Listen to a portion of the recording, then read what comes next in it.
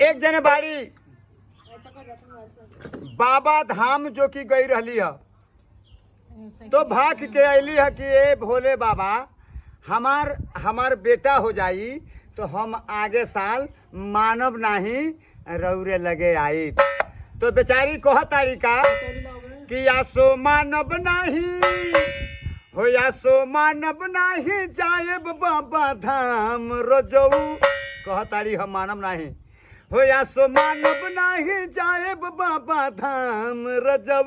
भोले इ देहिया पर लागी हमरा घाम रजऊ, भोले देहिया पर लागी हमरा घाम रजऊ। आसो मानव नहीं जाएब बाबा धाम रजऊ। बोल बम। आसो मानव नहीं जाएब बाबा धाम रजऊ, भोले देहिया पर लागी हमरा घाम रजऊ, भोले देहिया पर लागी हमरा घाम रजऊ। कह तारी बेचारी अजिए जी तारी हमार बात सुनी न। सुल्तानपुर से सैया जल भर के ला दी, कांवर के कान्हे पर हमारे उठा दी, कांवर के कान्हे पर हमरो उठा दी। लोग बेचता कहाँ, अरे यही दुनिया में लोग बेचता साइकिल पर तो शहर देखिया मोर जाऊ, भले दहिया पर लागी हमरा घाम रजाऊ।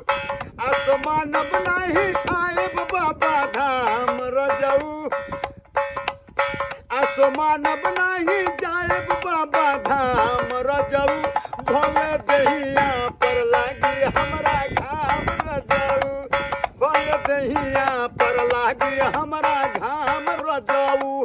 बोल बम। ओकरे बाद से का होता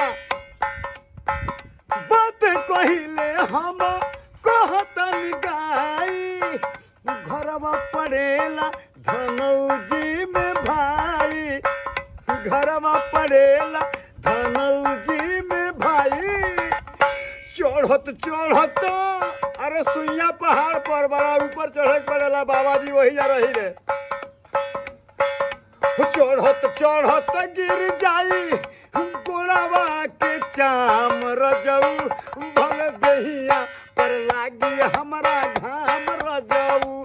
आसो मानव नहीं जाए बाबा धाम रजऊ, भले दहिया पर लागी हमरा घाम रजऊ, भले दहिया पर लागी हमरा